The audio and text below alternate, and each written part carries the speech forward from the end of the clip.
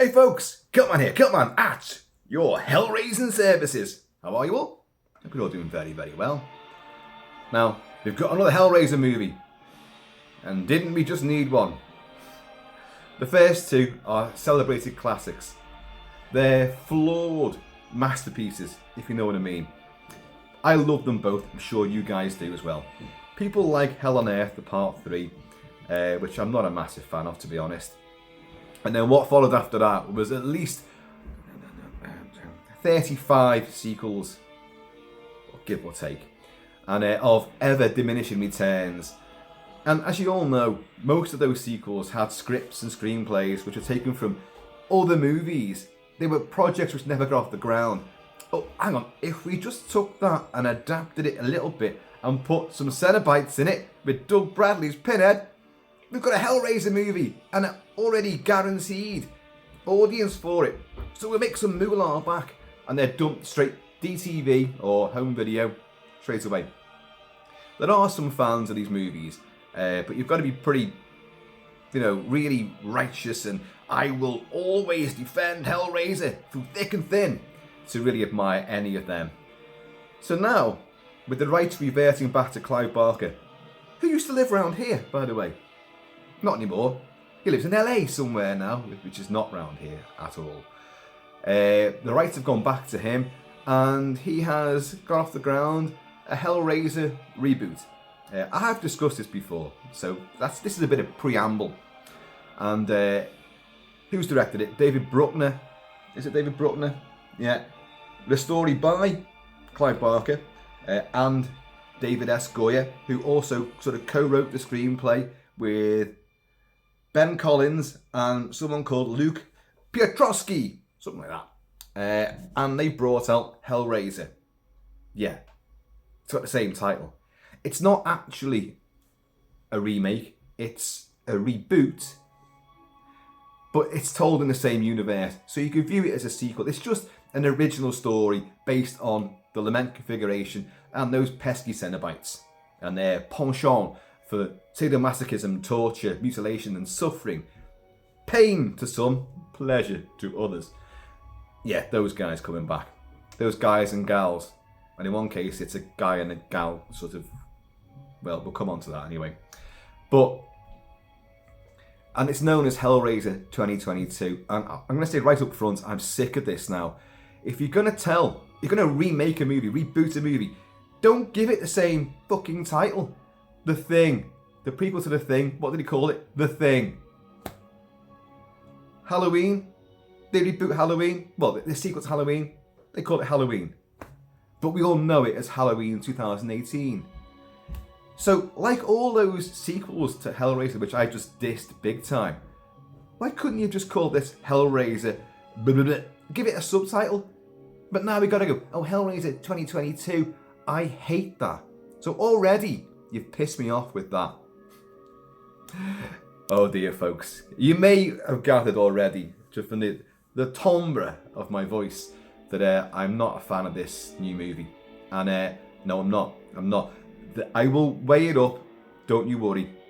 Everything has its day in court, and I'll give the pros and I'll give the cons, and my verdict on it. And being a lover of Hellraiser and Pinhead and Clive Barker's stuff, I did go into this with, I'm not going to say massively high expectations, because I don't think these days you can do that. You're onto a bum steer if you're doing that, because we get let down so often, especially with retweaks and reimaginings and franchise entries. But, so lowered expectations, but the trailer, I was initially wowed by it. If you remember in the video I was saying, I liked the trailer. I thought, wow, this looks really good. Then I watched it again and I thought, oh, hang on. There's a few little cracks and tears and a few weak bits which I'm spotting and a few elements which, I don't really want to be in here. But I still went into it with an open mind and was disappointed. So a lot of people are going to turn off right now because I've already seen, before I go into my discourse on it, I've already seen a lot of people are really praising it. Great. If you like this, as I always say, if you like a movie, then brilliant. I haven't got to like it just to go with the flow, to be part of the sheeple. I haven't got to like it. But if I do like it, I'm with you, yay! But sadly, I'm not. A few people have said, it doesn't really work, blah, blah, blah, blah, blah. And I agree with some of their points, but I've got plenty of my own points to raise. But there's many elements of it which I actually did enjoy as well. So go figure. It's one of those films where, yeah, it's not a masterpiece. It's not terrific. It's not thoroughly lousy either. But it's middle of the road. And yet, you've got people on one side of the fence who are like championing it. Oh, it's a return to form. Oh, this is great. And then you've got others who are like, oh, it's absolute shit. I hate it every minute of it. Boring, overlong. It is overlong. But I still found plenty to enjoy in the movie while it was on, which was on for too long. I'm playing Christopher Young's fabulous score to Hellraiser 2. Not his score for Hellraiser the first one, which I've been playing on the other videos I did about this, but Hellraiser 2, because this new Hellraiser definitely borrows liberally from Hellbound by having someone who is using the lament configuration for his own ends, by using other people to work it, manipulate it, so that he can gain from their suffering different levels of, well, as you'll find out in this movie, which gives out altogether too much lore and mythology for my liking, about the Cenobites, this world beyond, on the outer fringes of experience and all that, where, you make the ultimate sacrifice, you will be bestowed your greatest dream or prize. But there's always a sting in the tail, isn't there? And this guy, this Serbian tycoon, played by the Serbian actor, Goran Visnic, used to be in ER. And in the start of this movie, he has a luxurious mansion house, and he has a secretary, a mature lady, played by Hayam Abbas, who's a Palestinian actress, and she's called Serena, and she's a lovely older girl, and she's kind of luring young men into this decadent sort of party mansion house. And if you want a bit more, why don't you go into the room at the end of the corridor down there, and I think you'll find what you're looking for. So this is the intro to the movie, and I'm not going to go blow by blow, scene by scene. I'm not going to do it for this, mainly because I've forgotten most of it as well. But he goes in there, and there is the lament configuration. Only it's not configured in the cube, the box, the puzzle box. You opened it. We came. It's elongated. And Goran, who plays Mr. Voight, I think his name's Roland Voight, who's this tycoon dude. He wants other people to solve that puzzle for him, as I said before. So this poor lad, and he's like, good. He said, if I solve this, do I get a reward? No. But I do, he says. At which point you go, well, fuck that then. Why am I doing your bidding? What am I going to get out of this? You would negotiate, would you not? You'd be smelling rats straight away. Anyway, he solves it to a certain degree of configuration. And then chains and hooks and death aplenty. And then we cut to 6 years later. And, well, we're meant to be in America anyway, but we're not. This guy, Goran Visnic, is Serbian. He's playing a Serbian. And the whole film is filmed in Serbia. Belgrade, Serbia. And you can always tell a film that's made in Serbia or other Eastern European provinces. They have that, there's a certain look to Serbia and Eastern Europe, which is not America. You can see it right from the word go. I'm not knocking it. Kudos right now to the film, looks amazing. It does. It looks brilliant. The cinematography by, hang on a second, Eli Bourne, who I think might be Serbian as well. It's immaculate. It looks wonderful. It looks $1 million, or maybe 140 million bucks, however much it costs to make this. But looks amazing, and the set design's fantastic. So we cut to 6 years later, I think it is, and we're in an apartment block, and we meet our main characters. Right, Here's where it all goes fucking tits up. Because that beginning was quite good as far as I was concerned. You meet Riley, played by Odessa Azion, who's... well, she must be a good actress because she really pissed me off. She's a druggie, she's annoying, irritating, scratty ratty hair, she's foul-mouthed, she is a real pain in the ass. And folks, she's your hero. Yay, get behind her. Well, as someone actually does get behind it in one of these opening scenes, her boyfriend, Trevor, played by, Drew Starkey. And he's a druggie as well. And they're on some kind of 12 steps thing to recovery. Whatever, I don't know. I don't understand addiction at all. Shit, is that all I've got? We have to pause this to go and get some more whiskey. Can't do without it, Cheers, y'all. So, and he's rear-ending her at some point anyway. So you get some sex scenes in the early stage of this movie. But she's also living with her brother, who's living with his lover, and they're two gay men. And there's also Nora, who's like an Asian girl with an English accent, who's in there as well. So it's quite a crowded apartment. Fucking dingy apartment as well. But they're all there. And her brother, which is, oh God. Is that Colin? No, Matt, played by Brandon Flynn. He's the brother. And he's like not happy with this other fella. You're not going to make a recovery, are you, if you're with another guy that's a druggie as well. I don't like him. Angst and argy-bargy. But Trevor says, I've got something which could be a bit of fun. He's saying this to our heroine, Riley. So look, I used to work in this warehouse where no one was ever there, but deliveries were made all the time. And stuff was taken in, but never taken out. I never saw who owned it, but it's obviously someone rich. Why don't we go in there and have a nosy round? No one's been there for years. And he's remembered, she was, we're going to break in there. Wait, we don't need to break in, 'cause I remember the key code. Despite my coke and drug addiction, I still remember the key code. And so they do get in there. I'm going to cut this short, don't worry. They get in there, they find a safe. Lazy Bones Trev sits off, well, we can't get into that.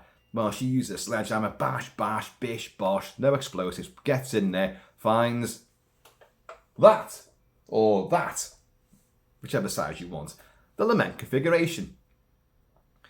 Well, what the hell's all this about then? It's just a box. But she'll start playing around with that, and once you start manipulating it, things happen, obviously, clickety-click, and things happen. But in this, spikes come out, cut you. And once it's cut you, it's got your blood. Your blood's in the box. And once your blood's in the box, the Cenobites, they're going to come for you. So what happens is, more argy-bargy, brother Matt kicks Riley out. Fucking sick of you. Get out. And she does, and she goes on the lam, pops a few pills, whatever, goes on a merry-go-round and manipulates this thing again, gets cut again. Her brother finds her, feeling guilty about all this, and he takes the... What does he do? I think he gets cut by the box as well. Flees into, I've got to clean this, I've blood on my shirt, and my hands cut to ribbons. Goes into a public toilets, and never a safe place, trust me. And you get one of those spooky blood is pumping out of the sink, out the plug hole. How many horror films have you seen that in? And what should you not do, obviously, is approach anything where blood's coming out of. You should just get out. Just get out. Anyway, weird, ominous music starts. Boing, boing, boing. Lights shows. Walls open and corridors appear. And the Cenobites are there. Hooks and chains. And that's it. Matt's gone. Whisked off to blood and pain oblivion. Police are brought in. Well, we don't know where he is. There's blood everywhere. But who's to say it's his? Not the greatest of police investigations, I'll be honest. And Riley now realises it's something to do with the box. It's with the box. So with Trevor, they have to try and find out the history of this box and the guy that owned the warehouse. And they do that because they find Serena. Remember the lovely older Palestinian actress I mentioned before? They find her in some kind of rest home because her lungs are rotting day by day. She's got a breathing machine. And said, look, we know your name's on some of these documents. You know something about this. They're trying to hunt down Matt, obviously. And she puts the box on the table. And something like that. You know, well, you shouldn't have that. You shouldn't. You're messing with things you shouldn't be messing with. Never say that to anybody in a movie because they're only going to start messing all the more. And they do. But what happens is, poor Serena will get demolished because they'll leave the box there. She'll cut herself on that, and the Cenobites arrive.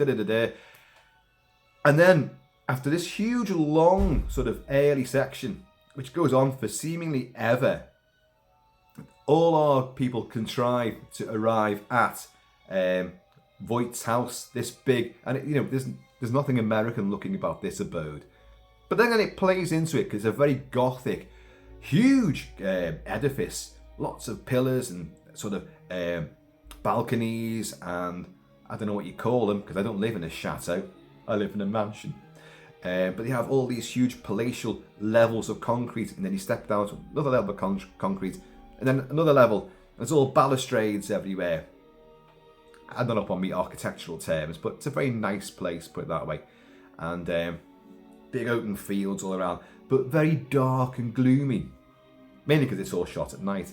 But you get that cold, clammy feeling, which is good. That's good. They all end up there. They're fucking around with this box. Cenobites will keep appearing and they won't be able to escape. Various members will be mutilated, flayed, dismembered, hooked and chained, and all sorts of things happening to them. And the Cenobites will sort of stand the guard outside this place so they can't escape. And then you're going to meet the man himself, Voight! Goran Visnich, however you pronounce it. And he's in a bit of a bad state. Remember, he's the guy from the start of the movie. He's got this huge fucking weird gold contraption, which is he's impaled upon, although he still walks around. And his sinews and nerves are entwined around its working mechanisms. So he's alive continually and feeling pain continually. And he was the one that wanted, look, I want the ultimate experience from this box and whatever you Cenobites can deliver. But, there's always a sacrifice, always a price to be paid, and that's his. So he's now using, well, here's the big twist, folks. Here's the big twist. Trevor, our hero's boyfriend, you couldn't trust him after all. Her brother turned out to be right. This druggie, you can't trust him. No, he can't, because he's been working for Voight the whole time. The whole thing was sort of orchestrated so that Riley would find this box and start fucking around with it, and then unleash the Cenobites, put blood into the box, and hopefully the Cenobites would arrive, and Voight would be able to get free of this. I've brought you all these souls to tear apart for eternity. I've brought you them. Now can I get this fucking contraption out of me, please? Which is a really wacky fucking thing anyway. And but anyway, big sting in the tail that Trevor's the betrayer. There'll be a final standoff and blood, mayhem, and again a sacrifice. Her brother has gone, but at the end of it, will Riley want her brother back? We know from prior entries that when they come back, they're not quite the same, are they? They're usually without their skin. And she sacrifices that. No, screw that. So poor Voight will end up paying an even bigger price. There's the film in a nutshell. And I timed that to a nice little crescendo there. Right, okay. What is wrong with this movie? Jesus. It's too long. It's on for 2 hours. And that's at least half an hour way too long. They stretch everything out. Everything. Bruckner is not a good director of tension. It's competent, but again, you're not getting suspense. You're not getting... Scenes go on for too long, and there's too many random scenes as well of just talking and going over the same bloody thing you've already gone over. Everyone is unlikable. Thoroughly unlikable. You've got no one you want to root for. The film that this reminded me of most was not any Hellraiser movie, but Fede Alvarez's 2000 and when was it? 11? Can't remember now. Remake of Evil Dead. Regular viewers know that I initially despised when it first came out because I reviewed it for AV forums and other platforms at the time. Evil Dead, and I'm a massive Evil Dead fan. Is Evil Ash behind me there on my shoulder? Most people get a parrot on their shoulder or a chip on their shoulder. I get an Evil Ash Deadite on my shoulder. I didn't like it because it was so mean-spirited. Oh yeah, it was gory, but it wasn't frightening at all. And I hated every character. If you don't like anyone, how is the story going to work? How do you feel any empathy or whatever to any character there? You're not going to. Simple as that. So I despised it. And only years later did I rewatch it again. And you know what? Okay, there was a revelation there. I really enjoyed it. I took it for its darker slant. There was no humour to it whatsoever. But I really enjoyed it. And I realised that, who's the main girl in it? Mia, I think her name is. And she's a druggie as well. See? And her and her got a brother and their mates and all that go out to the cabin. And they all get ripped apart and get possessed and everything turns really grim and gruesome and nasty. But she goes through a proper arc and you do end up rooting for her. But what that film did, I turned around and began to really enjoy it for what it was. That will not happen with this film. I can pretty much guarantee that. But what that film did, which is something I did not like, was it went really in depth on the Necronomicon, on the book, and it told you what was going to happen next on the page of the book. This is what's happening, and everything that's happening here, you're going to get possessed here, then you're going to get possessed, and then it's all to bring about the abomination will rise from the ground in a bloodstorm, which is exactly what happens. But Mia saves the day. She has a character arc which is genuinely perceived, and I actually like that. She goes from thoroughly horrible and reprehensible to a heroic saviour, champion. Now, this film does exactly the same thing, or tries to. It expands upon the mythos of the Cenobites and the Lament configuration. I'm pointing to it there, hopefully. But way too much. What it does, in this house, this Gothic mansion, which is actually itself, it's a labyrinth itself. What's his name? Voight has constructed a defensive mechanism which is very similar to the mechanisms of the Lament configuration.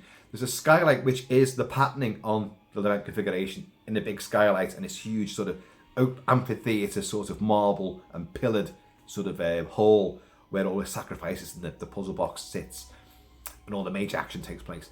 But the house has got trapdoors and secret corridors and dungeons and things, but it's also got a defensive mechanism which meshes in, and but it sounds like the box being constructed. It's all very similar to the Lament configuration, but they find all the details in books and that of his studies of the Lament configuration and the Cenobites. And you've got, and I've forgotten this, and I meant to make a note of this, and I'm sorry I didn't do it, but the configuration, now it has, the puzzle box has several configurations, and you've got to go through several permutations to get to each one. Yeah, it's a game, it's a puzzle, but it depends on what you want. And there's about 7 of these things listed. One is resurrection. Oh, I just said Christ and then resurrection. Who writes my script?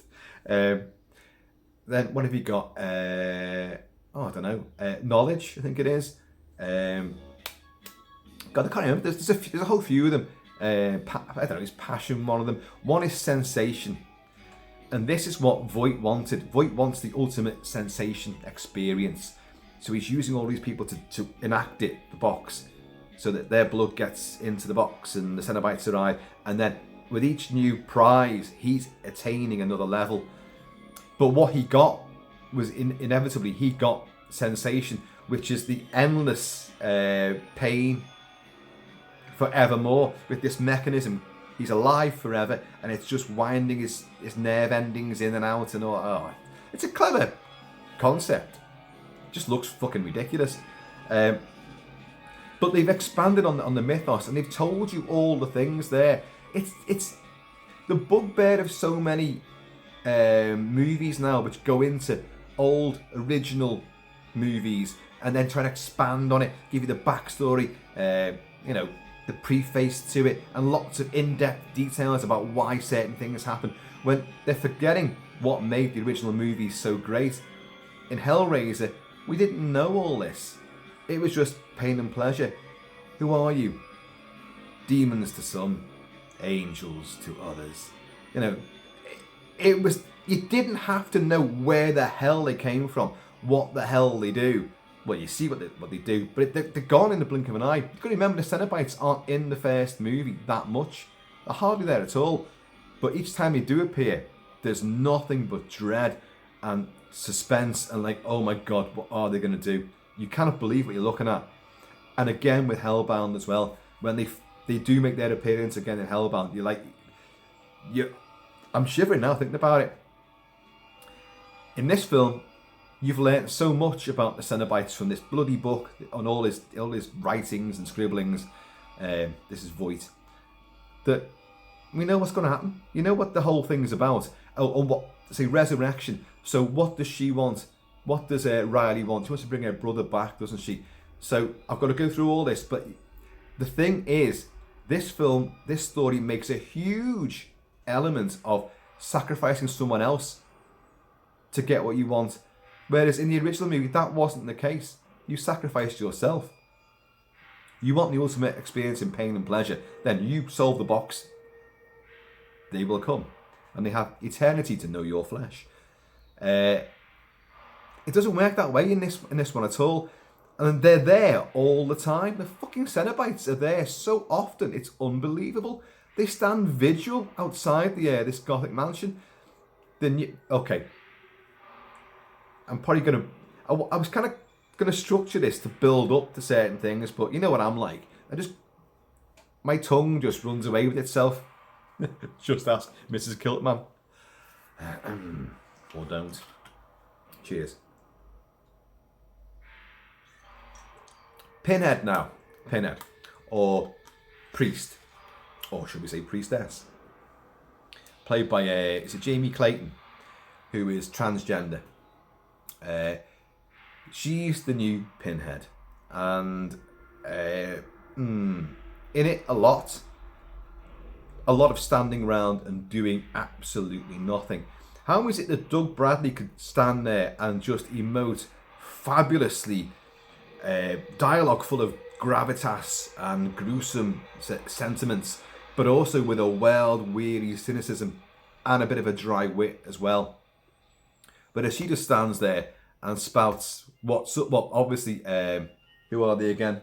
Well, Goya, Collins and Piaczewski have thought were like Barker-esque types of real subversive religious sort of sermonizing. No. Dialogue is fucking awful. There's none of it memorable because I can't remember any of it at all. Not one jot of it. And just stands there.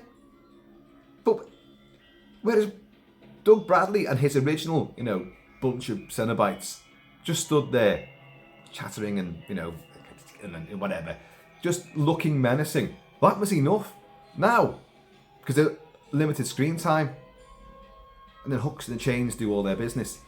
Now you've got the Cenobites standing there all the time and still doing nothing. A slight lie there. Chatterer has come back, but he doesn't look anywhere near as good, to be perfectly honest. And he will do this sort of stride out thing when they're trying to escape. They keep trying to escape this place. Once they realise, oh shit, all hell's breaking loose. And remember Nora, the Asian girl that lived in the apartment? The overcrowded apartment? She went missing at one stage in a sort of like a hidden passageway. There's all buttons underneath a desk, and you've got to operate these buttons, and they can't find a way to bring her back out again because she opened the door, walked in there, door shut. Oh shit. She gets badly injured. But they get her out. They try to flee in the van, the mystery machine, and they're fleeing down the main road, trying to get out of the vast lands of this estate. But they keep getting lost. And like they finally find the way out. But in the meantime, the Cenobites somehow or other have opened the back doors of this van and sort of relocated Nora to their domain. Hooks and chains and whoosh, and a pin comes out of Pinhead's head. And I'm gonna put this, and poor Nora sort of a bit like Linda Blair in the Spider-Walk crawl from The Exorcist. She's like all hunched over like that, and they put this pin through her throat in a very sort of Dario Argento style thing, where the pins, you see the camera's inside a gob and it's going through her vocal cords. I think it is anyway. It's piercing all of this, and she's whisked out of the van. From what their perspective is, and there's blood everywhere. And now we've got to go back and get Nora and all this, whatever. But they can't leave the place.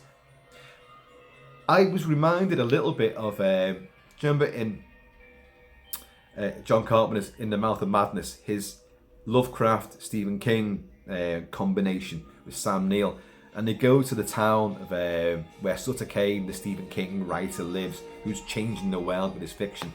And when they try to leave, they go through a mist, and every time they go through the mist, they come out of it right back in the same place with a mob descending on them time after time after time. Well, I thought they were going to do that with this. They didn't. They just get lost, and then they get to the main gates, and then Chatterer, because you've got the Cenobites are sort of closing down on them. Not in a very threatening way, to be honest. Chatterer, I think Trevor and Riley get out, but they're on the other side of the gates, and he pushes the gates and sort of pins them against the wall. I think Riley gets, I'm not sure what Riley does. Something happens here anyway, and Chatterer without puts the bite on the bicep of Trevor and wrenches through all that. And so he's badly injured. But then Riley discovers that if you stab them with the hooks and the bits from the box, whoosh, get their blood on it, then the hooks and chains will do the business on them. Where's that come from? Where's that come from? So the Cenobites have already become all this. How are you going to reverse it on them? So in a really crass, I thought it was just dreadful, Chatterer gets dragged off with chains, and as they watch, in a well sort of, and that's CG. There's a lot of practical effects in this that are, and the makeup mostly is practical, but there's no way this was practical, because he gets ripped, whoosh, shredded, whoosh, in a fountain of gore, and well, it's kind of in the silhouette, so it isn't that nasty. Don't get your house built up. Whoosh, explodes in a shower of gore and limbs aplenty, and so he's gone. So she realizes, stab them, and we can defeat them. So then they try to get back into the house and try to lure them in and kill them something like that anyway. But I think what I'm saying is the expansion of the lore and mythos doesn't make any sense. If I'm perfectly honest, in Barker's original version, it doesn't make any sense either, because he contradicts himself. When we know that Kirsty, Jennifer, no, what's her name? Ashley Lawrence, not Jennifer Lawrence. Ashley Lawrence makes her deal with Pinhead. We want the man who did this, and she tries to get Frank back, because he's obviously betrayed her father, his brother. And they get him, and it's the Jesus wept moment, and he gets shredded, and that is prosthetic. That is all proper, real prosthetic effects. Excuse me. And he says to her, this is not for your eyes, child, and all that. You think she's fulfilled her side of the bargain, but then Pinhead and Cenobites totally go arse about tit, and they go after her. She's going down the stairs, and you get the female Cenobite, and she's going, leaving us so soon, Kirsty, and she's got that hook dragging up the stairs, the wall, the blood dripping off it, and then they're after her. Why? The whole thing's built on Faustian pacts. I make this arrangement with you, I do the deal, whatever happens to me, but you get what you want, I get what I want. Why are they reneging on the deal? That doesn't make any sense. When she's done everything that they wanted her to do, and no one ever escapes from us. Well, I know one that did. So it makes sense. Well, we can't have that. We need him back. We want him back. You bring him to us. And if you don't, your suffering will be legendary, even in hell. Which is one of the best lines ever. And nothing like that in this movie. So, but then they go after her. But then she reverts the box. And they get, well, the rather dizzy, really crap visual effect of these little orbs of orange light. They get whisked back into the box. But in the movie, it kind of makes sense because they're from the box. They go back in the box. And then the box goes on to somebody else. Whatever. But it makes a mockery of the whole deal and pact scenario that a human will have with a Cenobite. Excuse me. If you saw my previous video on Werewolf by Night, yay, love that. Watch this straight afterwards. Whoa, massive downslide after the heights of Werewolf by Night. But I've full of a cold, and so if the cough begins to repeat itself too much and I run out of whiskey, God help us all. But yeah, I'm still full of this lurgy. Cheers. This is medicinal.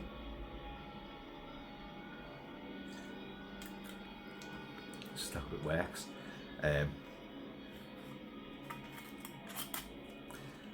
So they've reinvented all of this sort of thing. Now in here, if you stab them with something from the box, then that causes the whips and chains and all that, and they get destroyed. That doesn't make any sense to me at all. I just don't get it. They are the denizens and the guardians and custodians of the box and all the stuff that happens when you solve the puzzle. Another thing I don't like about this movie, and in fact it's the thing that ruined it for me mostly of all, it's the dialogue. Oh my god. Folks, regular viewers know that I swear I effing blind a lot. I love it. I don't necessarily love it in movies when it's gratuitous and unnecessary and way overused in OTT. If you're Joe Pesci, in Goodfellas, that's fine. That's the character. In this, you play the game. I defy you to get through the first half hour of this movie without getting pissed as a fart. Every time they say, what the fuck, get the fuck, where the fuck, who the fuck, why the fuck. It's almost every other line. Absolutely nobody has mentioned this at all. Nobody. Even but the people I've spoken to yesterday since I saw the movie and then saw them who'd seen the movie. And I went, oh, get the fuck, what the fuck, where the fuck. And they go, what? Oh, I didn't notice it. I swear a lot, but I noticed it and got really annoyed by it. There's lines where, you get the fuck out of here. No, you get the fuck out of it. Should I get the fuck out of it? Yeah, you get the fuck out of here. There's even a line. Holy shit, what the fuck? 3 guys wrote this screenplay. 3 guys wrote this screenplay. And they're writing, what the fuck? And then the next page for this character again, what the fuck, what the fuck? Don't they even think? Of course people swear in extremist moments of tension, urgency. Of course they do. But when you're writing it as a screenplay, as a script for someone to say, and then it gets cut together, your writers should notice it, your actors should notice it, your director and editor should notice it and think, hang on, we've said this way too much. This is really, we should get this the fuck off the movie. Get the fuck, where the fuck, why the fuck, who the fuck. Fuck off! Oh my god. It really, really rankled me to the point where I thought I'm going to turn this off. Because it's just non-stop. It's so volatile and so juvenile. It's not clever. And it isn't even specifically in character. It's just done for, what would anyone say when they're confronted by a blinding light and a person with a vagina of a throat? What the fuck? Blood coming out of a plug hole. What the fuck? Where the fuck? But change it. You haven't got to say that. You're writing a script for people to say and people to sit back and be entertained and be enthralled and be together with the character. And yet you're doing things which are totally alienating people. Or then again, are they? Because it cut me out of the movie completely. But it clearly didn't do for many other people. So, hey, maybe I'm the one who's in the wrong. In which case, I'm sticking with me because you guys can get the fuck out of here. And that is how bad it is. You watch it again, and you watch it, and you start drinking each time they say it. Oh my god. Pretty soon, you'll have forgotten why you'd even be drinking. You'll just be on the floor, upside down behind the couch, watching Hulu Hellraiser. The Hulu Hellraiser. Woo! That was the worst thing. And beyond that, the dialogue is pretty bad. It's pretty rank. But, apart from the what the fucks, where the fucks, why the fucks, all of that stuff, it's not worse than what you'd seen in perhaps any of the Hellraiser sequels or the majority of horror films that come out these days. It's just knee-jerk stuff. It is not badly acted. Yeah, it's the pros and the cons. It is not badly acted. All this bunch of people, they haven't got a lot to work with, I'll be honest, but they do give it their all. I'd say that they're not teens, but the younger people, the youths of the story, acquit themselves very well in the acting stakes. The one who doesn't really do it that well is Gore who was a heartthrob from ER. Not in the George Clooney sort of level of heartthrobiness, but a heart-throbbing. But he was a lower echelon. He overacts and is a bit too ripe in it. That Serena, the Palestinian one, Hayam Abbas, I thought she was great. But you know what? I've just remembered, they even give her a what the fuck line. Oh, no, she says something like, do you think I want to be here in this fucking place? Why? Why would you give her that line? Because you've just brought her down to their level of just, we're just fucking kids and now F, fuck. It really is pathetic. It reminds me of, I only know this because my daughter used to watch it all the time. It was a Canadian kids show called The Next Steps. It was a dance academy, and these were all teens. Went on for season after season. Everyone's battling to get into A Troop.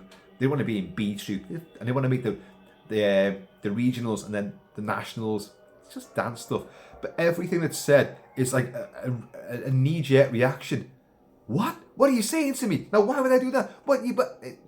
Now, you think of that kind of dialogue where it's all knee-jerk, reactionary, verbalizing, and just liberally put the fuck between every other word, and that's the dialogue of this movie. That's how juvenile and pathetic and silly it really is. And it got on my fucking tits.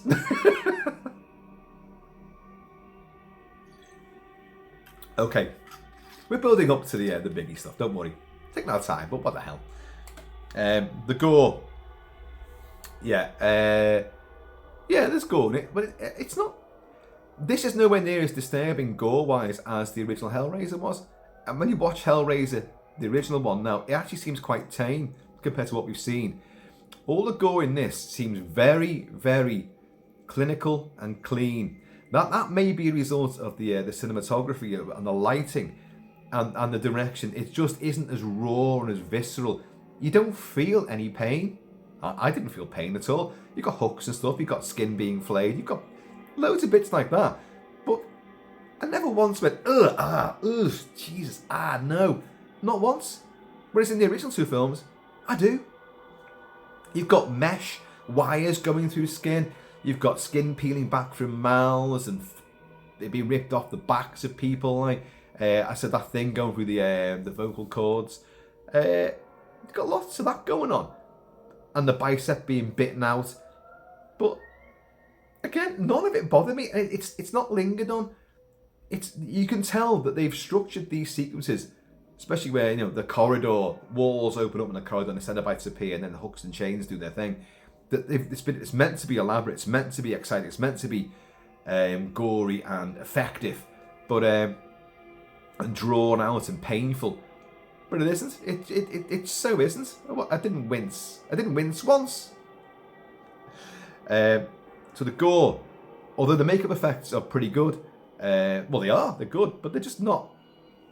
You don't. I prefer the raw visceral aspect of the original stuff from the 80s. That things peeling back and bits of sticky bits and blood, and that, why is that more realistic than the more clinically, probably medically accurate version that you're getting now?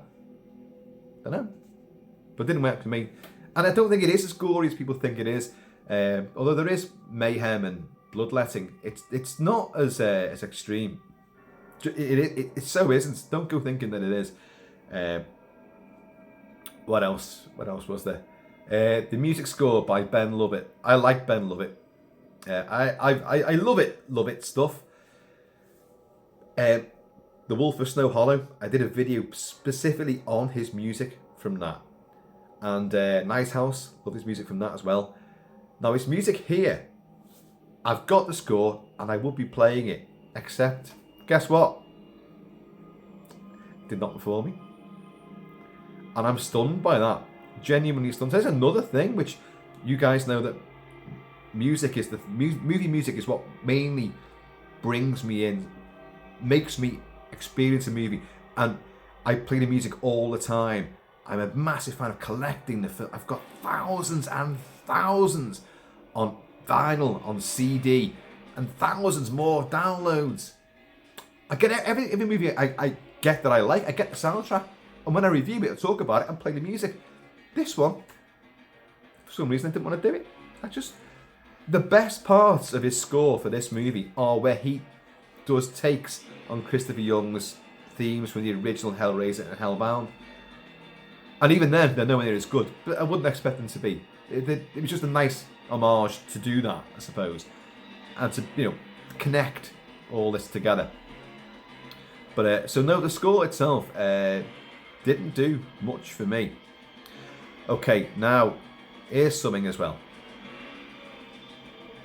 The fucking box itself. The box. Jesus, I was sick of the sight of that fucking box. I've never felt like that before. And not just sick of the sight of it, but sick of the sound of it.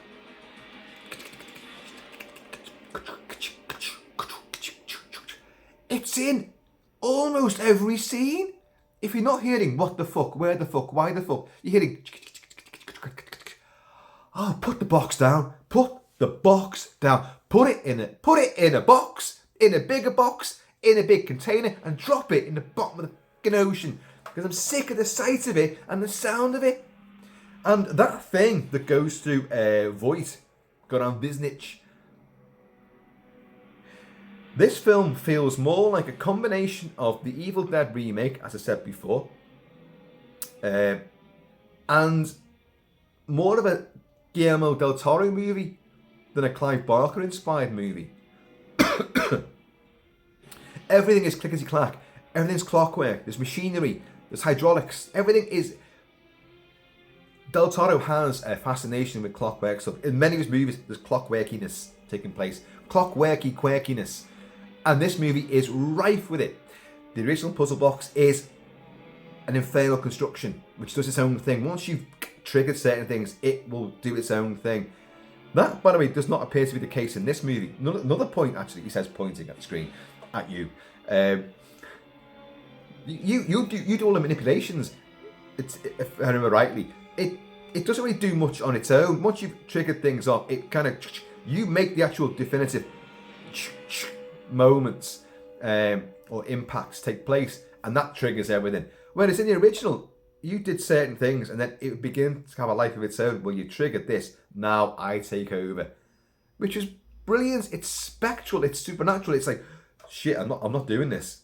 Well, these guys are doing it all the time, but with ultra clickety clacketiness, and it beggars belief. It really annoyed me. So, audio wise, I'm not digging the soundtrack, the movie score.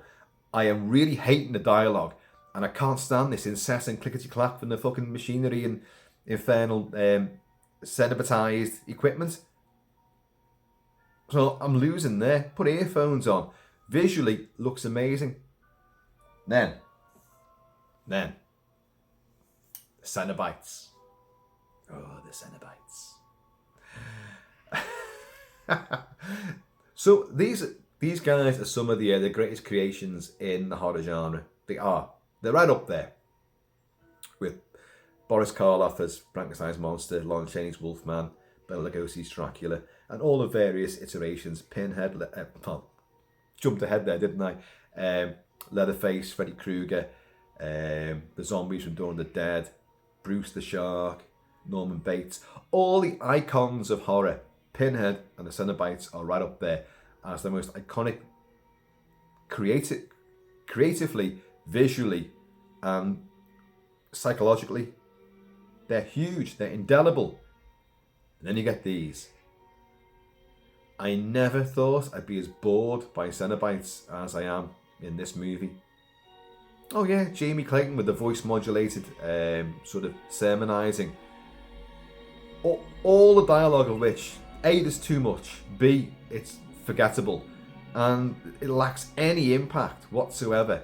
You're meant to be awed by the priest, the priestess, Pinhead. You're meant to be in awe. You're meant to be repulsed and yet entranced at the same time. Now, the effects for the Cenobites are apparently all practical, so it's all makeup effects.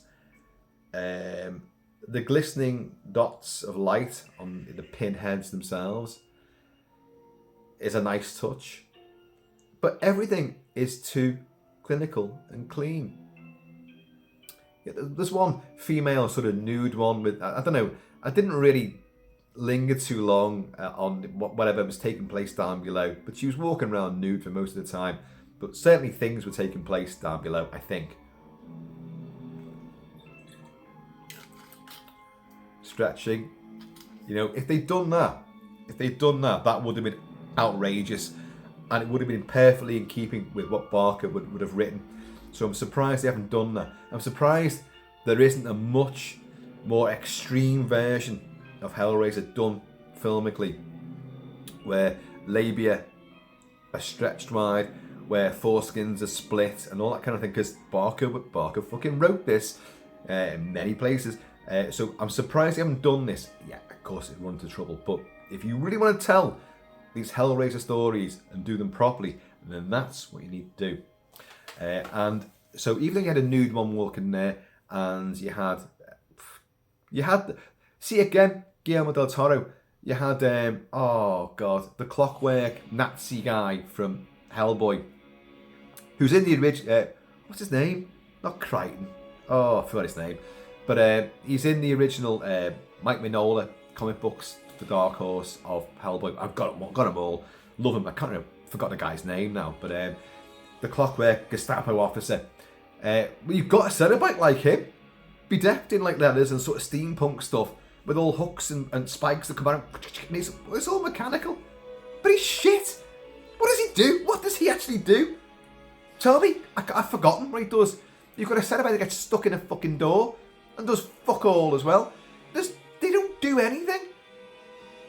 This film gives the Cenobites more screen time than they've ever had before throughout the entire bloody franchise. And yet they do absolutely nothing. Okay, a bicep gets bitten out. Whoosh. Then he gets destroyed, which I've already said is wrong. And then they just stand around. You have this thing, this standoff, where they're all in the house. They're trying to, we need to get, she drops, look, we need to get the box so I can stab each one. But in a pell-mell flight from a Cenobite, Riley drops the box. So her brother's lover, partner, who's already injured, tries to find it, and he's like, well, where is it? I dropped it just over there. Well, it's not there now. It just goes on. And then, where are they now? Oh, they're still outside standing there. But one's got trapped in a fucking door. They're trying to lure it into it and stab it and kill them one by one. A nice plan. But the Cenobites are just there. They're just there. There's no menace at all. There's no spectral ambience to these guys. And Jamie Clayton. Well, you're transgender. Yeah. Big up for you. That's what you want to do. Happy for you. Do you make a great Cenobite? Absolutely not. No. You didn't look anywhere near as iconic as Doug Bradley. Your dialogue stinks to hell. Your delivery, well, it's not even hair delivery. It's voice manipulated, so fucking hell, who knows? No, nothing. There's no menace. You supplied no otherworldly quality whatsoever. You just stood there. All of you just stood there. Okay, Chatterer does do his little march down sort of the driveway and then the thing with the gate. But then he pays the price for doing something spectacular and something different. He gets fucking torn to shreds. So whoopee-doo there. Oh dear, oh dear. It's funny how, you know, I went into this video with, in the full knowledge, I'd probably start coughing my lungs up. A bit like Serena from this movie. But I went into it, like, I thought, like, no, I'm going to try to talk about the story and then talk about certain elements and then the pros and the cons and a final verdict. But you guys know what I'm like, and I go off on tangents, and all of a sudden I start, you know, well, I leap ahead of myself. But what I tend to find as well is that a film which I may have gone out with the intention of lambasting, I've found many much more good points. And in my mind, as I'm doing the video, I begin to rework and go, oh, you know, actually, it's not that bad. This time I've gone the other way. I went in thinking, I'm going to come out of this or be doing this and realise, oh, you know what, it's actually got a lot more merit than I gave it credit for. And I'm going to address that. I'm going to, you know, sort of backtrack a little bit. But no, throughout the course of this video, I've realised I hate the movie more than I did initially when I watched it. The length of the film as well. I think I said before, it's on for 2 hours. Jesus Christ! Way too long. Way too long. Doesn't need it. I love long movies. If the film and the story warranted a 4-hour duration, I'd have no problem with that. No problem. The original 1920s Napoleon, it goes on for about 24 hours. It's great. I'd watch that.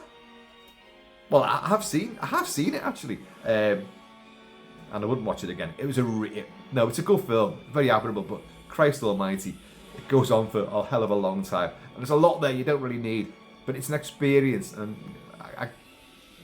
if it is your history of Napoleonics, history of warfare, biopics of people, and the history of cinema, it's well worth watching.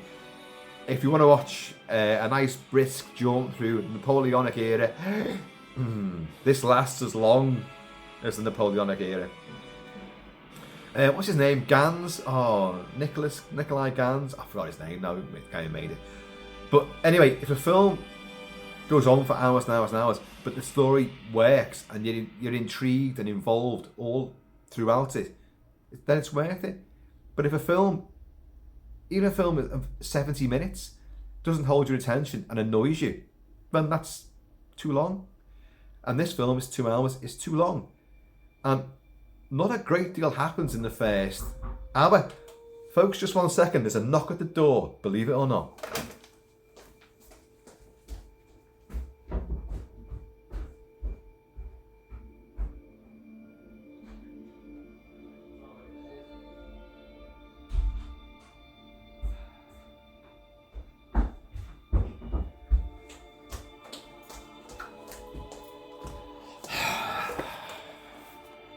What might be in there? Might be a lament configuration. Who knows? Sorry about that. This is real-time stuff, folks. This is real-time stuff. Says the guy that's just been lambasting things that go on for too long. And I've just gone and wasted time there. Other YouTubers would edit that out. Not me. No. With me, you get the real time and you get the real stuff that happens. You know, if a spider suddenly roars across the computer and monitor here, then yeah, you'll see that for real as well. Cheers, let's hope that doesn't happen. So anyway, we're reaching the hour-long mark now here, and which is probably half hour too long for you people that, or probably 55 minutes too long for people that actually like Hellraiser 2022. No, I think it's crap. I was trying to say before, wasn't I, that, you know, elements that I like about it. The lighting, cinematography, and the effects are polished, and the acting is good. But who cares if the acting is great but what they're saying is garbage, and the story itself is pretty much a rehash of a film you've seen before. Voice is Dr. Chennard, Kenneth Branagh from Hellbound. That's what he's doing. And I've got to say about Hellbound, one of the great, again, like Hellraiser, it's not perfect by any means. It chops and changes, its pace is all over the place, and the narrative doesn't make any sense. You build up a hero of Lieutenant Gorman from Aliens. You build up a hero in him and then fucking kill him off. And it's just, it is all over the show. But when Ashley Lawrence comes back from the maze, Leviathan and all that, and gets back into the asylum, and she thinks she's back to safety, and all the inmates are going with the puzzle boxes, and she's like, oh no. And you just see them all in the beds. That is a brilliant moment, that. And then, of course, Dr. Chennard's Cenobite. The doctor is in the house. I recommend amputation. I know, it's dizzy as fuck, but it's great. He wins the day by when he steps out of the Cenobitizing box. That S&M TARDIS that he gets dragged into. And he put that thing into his back, he's going, oh, it's fucking gross, isn't it? And he comes out and he's all like been changed. He's on a pale blue colour. And he just goes, and to think, I hesitated. That's dialogue.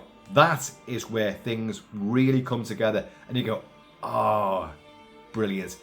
It's only a few words, but the impact they have works. What you get in this movie? What the fuck? Where the fuck? Why the fuck? Fuck off! Oh, man. But yeah, other good points. It ended, finally. And you get Leviathan coming down as well. Like, you get all this. And you get this... Oh, by the way, folks. By the time... If you watch this video, you're not going to watch the fucking movie, are you? Or you clearly have already watched the movie. There's nothing at the end credits. Nothing. And this is a film where I really thought there would be something. Just someone sitting somewhere and going like, what's your pleasure, sir? And offering the box in some little Hindustani fucking coffee shop, like. You didn't even get that. A bit surprised about. But the ending. So, she doesn't resurrect her brother, though, and it can't be a good thing there. So Voight doesn't win his game, and he gets dragged up into the heavens and in a cruciform sort of position, and he gets his flesh pulled back, and I don't know. See, even that from his mouth, they pull it back, and his teeth and his gums are all exposed. You think, and there's a tiny bit of male nudity there as well, and the flesh of his thighs are ripped back. I think his groin is ripped back, but again, you're not going, you're just going like, and next. I remember the TV show Vikings, they do the Blood Eagle, and the Vikings TV show was didn't skimp on the blood and gore, but every time they did the Blood Eagle, you'd see it, they'd have a victim, and it'd be like this, it'd be like me, I'd be the victim, like that, and someone's working away behind there, and your arms are pinned, but they're peeling the skin from your back, and they're going to unveil you and make wings out of your rib cage and your flesh, your sinews and your bone, and it's not a nice way to go, and it'll take a bit of time as well, and but you heard the sound effects, and you saw elements, but from the front angle, and then you might see a long shot from behind of the overall, Blood Eagle. But this film shows you it sort of directly on, so you're looking at the flesh being pulled and sort of hooks pulling things back supernaturally in the clouds. I didn't get that. It was like the old Studio Canal logo. It looked a bit like that, with all fluffy white clouds and blue sky, and he's floating there in the crucifix, getting all... I didn't get it at all. But even though you're seeing the flesh getting pulled back, you're just like... anybody want a cup of tea and a meatball sarnie? It's not troubling. The gore is not troubling.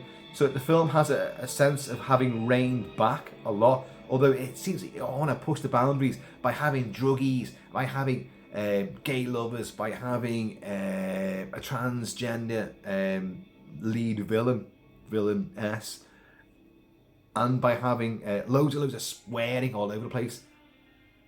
But it's the least troubling of any Hellraiser movie. It's the least subversive. It's the least distressing. It has absolutely nothing to offer to the overall story. All it's done is change the story. The Cenobites now are not the same as what they were. And you've destroyed the mythos. You've told us exactly what the box does, and all the different stages and all the different choices you can make.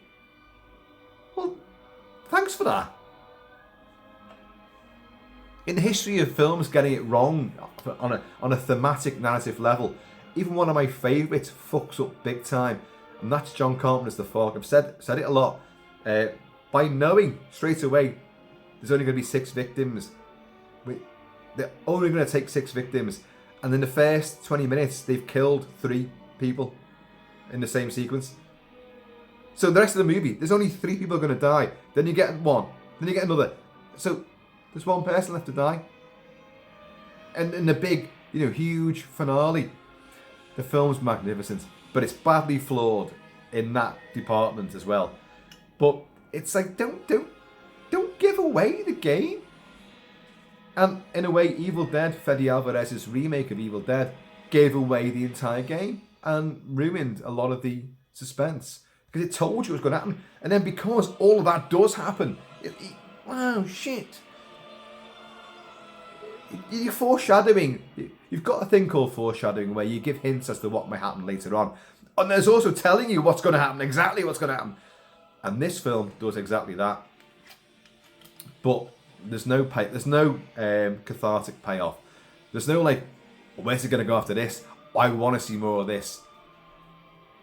No.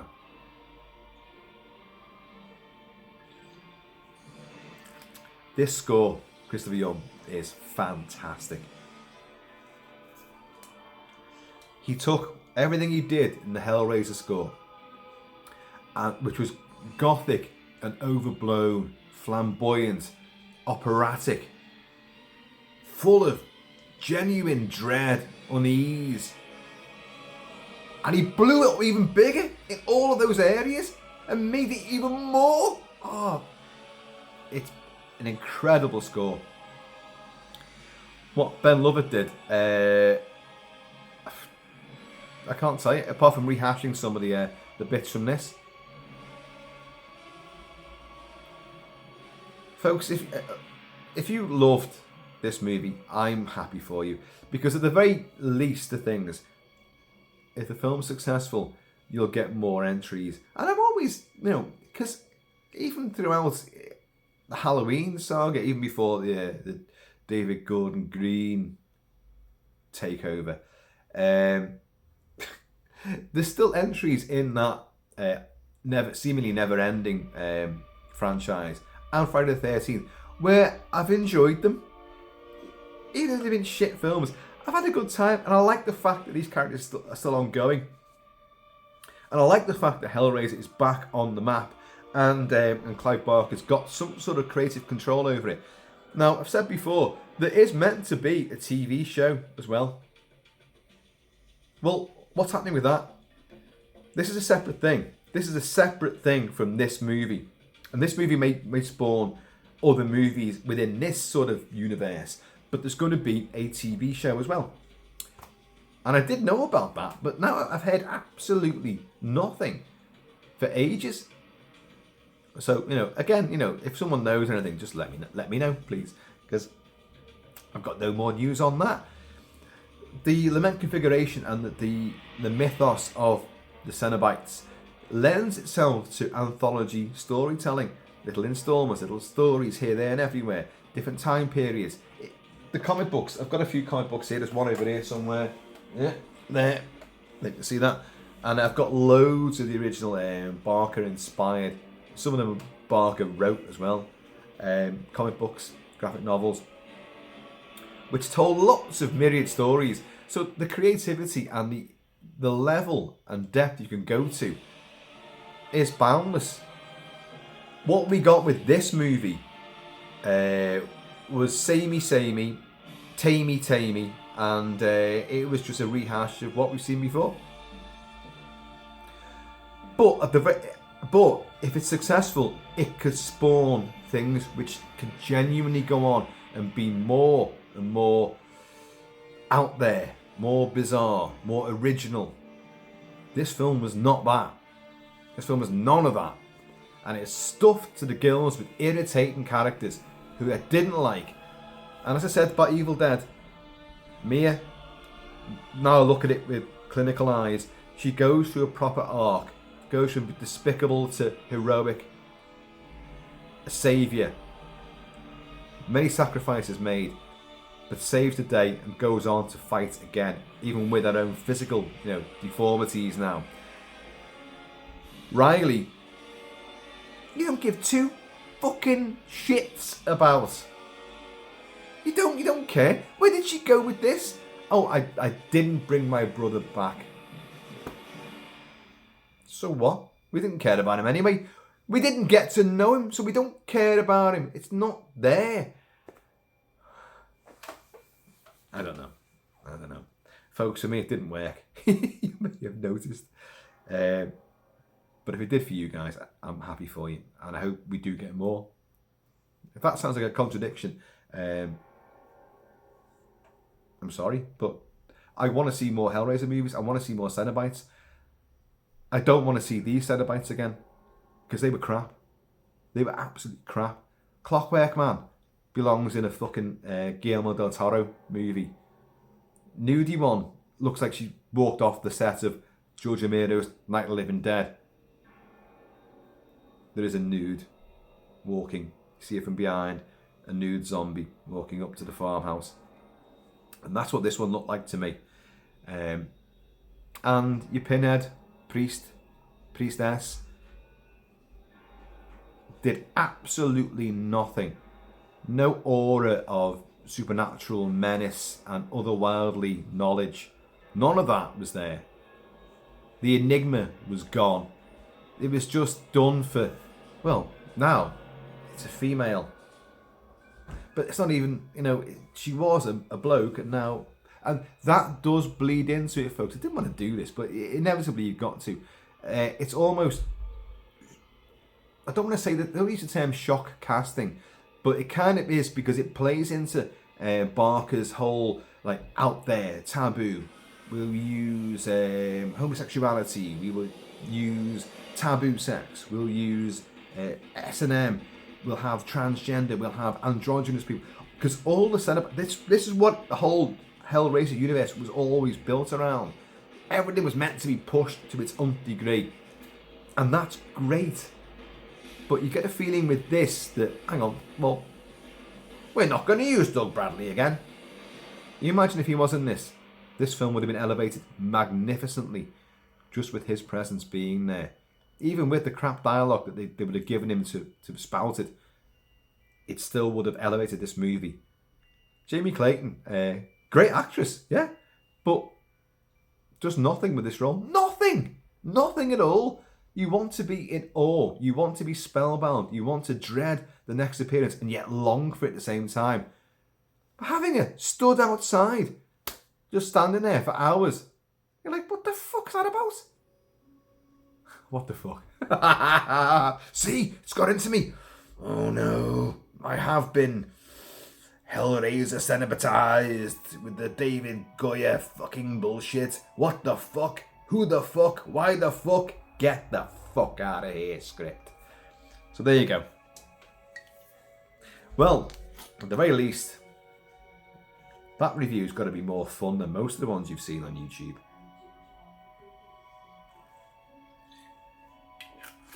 folks. I have been always Shabby Kilt-Man. A massive fan of Hellraiser, just not this Hellraiser. So please keep it Celtic, keep it Celtic.